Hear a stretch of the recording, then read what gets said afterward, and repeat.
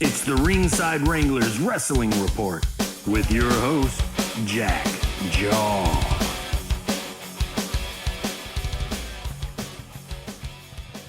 Welcome to this week's edition of the Ringside Wrangler Wrestling Report. I'm your host, Jack Jaw. If you need to reach out to get any information, ask questions, we can be reached at ringsidewrangler@gmail.com. Here on a weekly basis, we give you the updated news from the WWE, the AEW, Impact, Raw, and any other local organization, small independent wrestling shows. We can hit you up with that information as well. We also spotlight a weekly story on a topic of interest. Going to the top of the news, from the WWE, looking at their headline show, Raw, on Monday night. This week, the show started off with Randy Orton coming out challenging AJ Styles. Drew McIntyre gets in the mix. Drew McIntyre, I continue to say, is getting ready to get a big push. Look for him to score big at the upcoming Royal Rumble. Drew McIntyre wins with the Claymore kick. Moving on to the next match, Ricochet against Mojo Rawley. Ricochet gets the win there. Kind of a boring match, but Ricochet's the victor. Moving on to Charlotte Flair, Sarah Logan. Sarah Logan's looking to get her pushed. She went and put herself in the mix, getting into a fight with Charlotte Flair last week. This week, actually in the ring, Charlotte Flair gets the win with the figure 8. So quick, so fast, Sarah Logan may be pushed away. Who knows what's going on with her? Brock Lesnar comes out with his man Paul Heyman. They're continuing to push their Royal Rumble. He's going to enter first in the Royal Rumble and have to defeat everybody.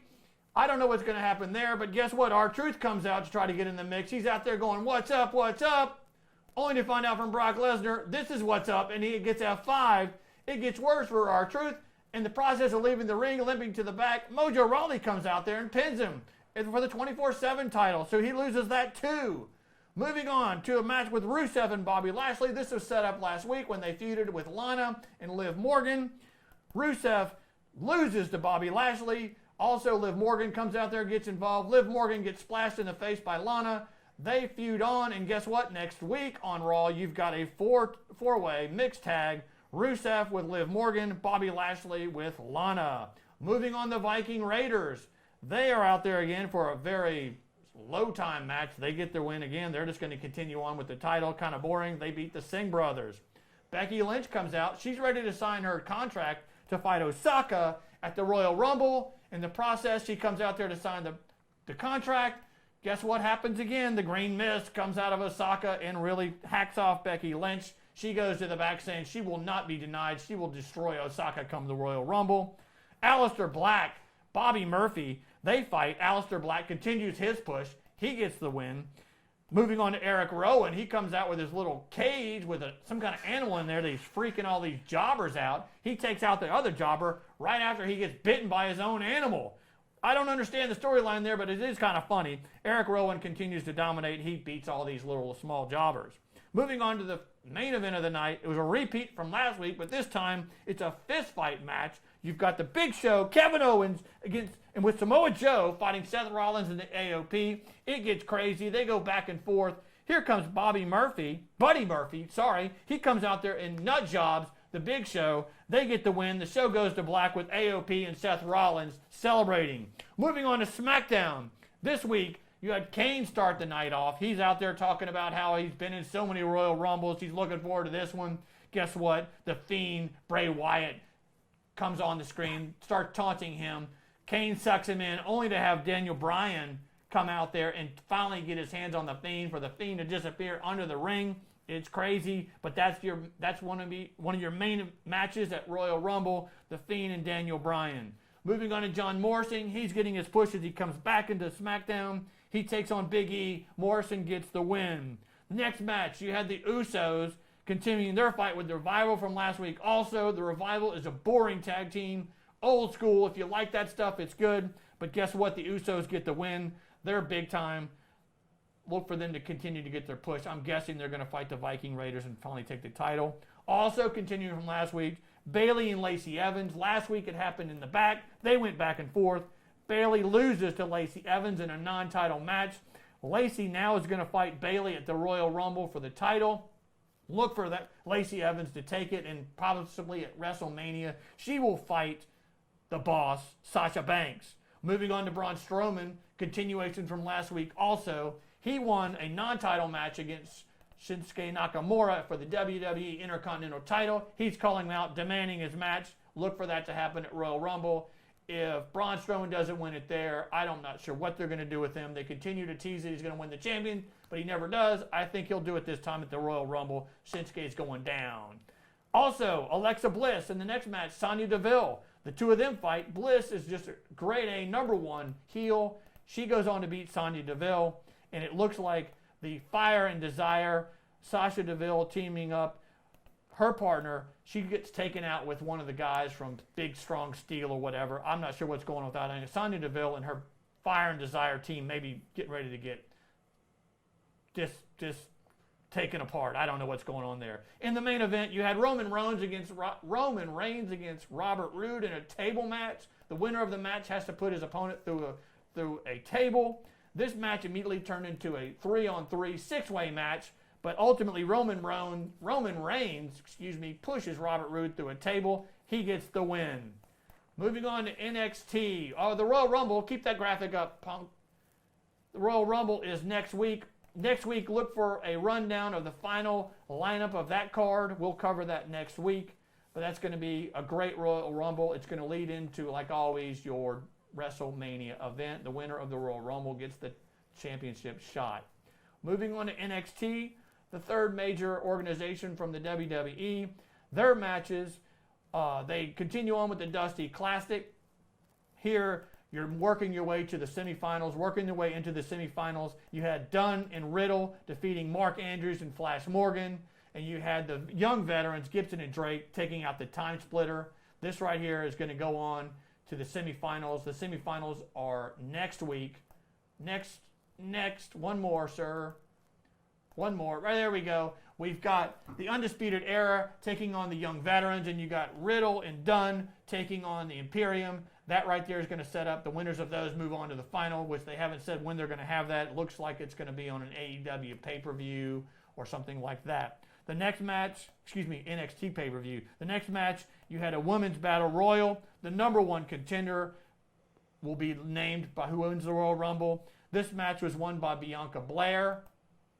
She is going to fight for the title at NXT TakeOver in Portland. Moving on to AEW. Good news for AEW. I gave it to you last week. It builds this week. They continue to increase their lead on NXT. In fact, TNT has just renewed AEW's contract to run for another 3 years, and they're also going to bring on a new show called AEW Dark, based on the YouTube series. Moving on to the Dynamite Wednesday night show, Cody, great on the mic, continues his great mic talk. He is going to take on MJF, but to do that, MJF's putting out stipulations. Next stipulation Cody has to do, he has to fight Wardlaw. He is going to do that. There's your MJF. Great on the mic also. Next one, he's got Cody right there fighting Wardlaw in the steel cage. Moving on to Jon Moxley. This continues to boil over from last week. He has to fight another guy from the Indie Circle, Sandy Guevara. He takes out Sandy Guevara only for the lights to go black. Right there, he takes him out with a tap out. Lights go black. Here comes your Inner Circle. They just accost Jon Moxley in the dark. They take out a pin from Chris Jericho's jacket, pokes Jon Moxley in the eye. Jon Moxley's somewhat injured, but he still gets the victory. Pac beats Darby Allin. Next week, you've got John versus Pac, with the winner getting Jericho for the title. Moving on to the NWA. You've got Strictly Business is really taking over. In fact, the show was titled Strictly Business Takeover. At the start of the show, Rock and Roll Express, they're not going to be let down. They're not going to disappoint. They come out strutting their stuff. Nick Aldis comes out there strutting his stuff, and he's got his new sidekick, Big Papa Pump. They go on for the main event of the night. The match is called Strictly Business versus Team Morton. If Team Morton gets the win, Ricky Morton is going to get the title shot against Nick Aldis, and that's exactly what happens. You continue to see Scott Steiner good on the mic. He's talking trash. But guess what? It's not trashy enough because they lose the match to Team Morton. So Ricky Morton gets a title shot next week for the NWA title against Nick Aldis. Also, Friday night is a pay-per-view from NWA called Hard Times. It's this Friday night. Check your local listings on YouTube to see how you can get that. Moving on to Impact Wrestling. Last week, Impact Wrestling on Sunday had their pay-per-view Hard Kill. I'll give you a rundown of the results there. The biggest result was you had Tessa Blanchard winning the title, beating a man, Sami Callihan. She's the new Impact Wrestling champion. You had Taya taking out Gordon Grace and ODB. You had Ace Austin taking out Trey. You had the North beating Willie Mack and Rich Swann. You had Eddie Edwards taking out Mike Elgin. RVD, classic old timer. He actually wins the match against Brian Cage. You had the Moose versus Rhino. Rhino, the old timer, but guess what? He falls to the Moose. You had the old timer Ken Shamrock from UFC days. He takes out Madman Fulton. Moving on to indie wrestling. The Ringside Wrestler Report likes to spotlight independent wrestling, small shows, give you updates and status, and promote their shows. This week, you've got Wrestling 225 doing their Super Gold 4. It's tonight in Plaquemine, Louisiana at the MSA West Academy. Doors are at 6, bell time's at 7. Tickets as little as $10, ringside $20. This week, you're going to see some wrestlers like Corey Constantine, Bone Storm, that's a bad-looking dude, and Chase Bell. He was the Rookie of the Year last year in Wrestling 225. Look for a good show tonight from the independent wrestling organization, Wrestling 225. Moving on to our weekly spotlight this week, we're going to focus on where are they now, specifically WWE wrestlers and faces and heels that have been released in 2019. Look at the first guy they released. Didn't even know some of these guys were let go. Arn Anderson. He's now with AEW, the classic legend from the Four Horsemen. Also, you had Ty Dillinger. Used to go by Perfect 10. He's moved on to become the chairman of AEW on AEW. You had Rhino. Also in WWE. He's moved on to Impact Wrestling. He's currently feuding with Rob Van Dam. You had Goldust. Joined his brother Cody at AEW. Dean Ambrose, we all know where he is. He's at AEW. Using his real name, John Moxley. Look for him to get a title shot soon. He'll probably take the title from Chris Jericho.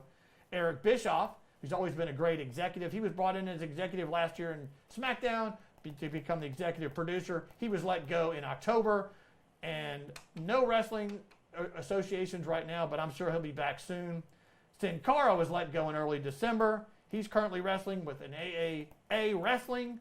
Luke Harper, that's a great character, great face. Look for him to show up in AEW. He was also let go by WWE in December, but he has to wait out a 90-day non-compete clause. But I said in March, April, he'll probably show up in AEW. And finally, the Ascension, a great tag team. Seems like they were based on the Road Warriors or Demolition or something like that. Doesn't seem like they really hit it off. I'm not even sure they ever won a title, but they were let go in December by WWE. Looks like they're going to be waiting out their 90-day no-compete clause also. Probably going to appear in singles matches and some independent wrestling shows, possibly AEW. Who knows? Impact, not really sure. But that's your show for the week.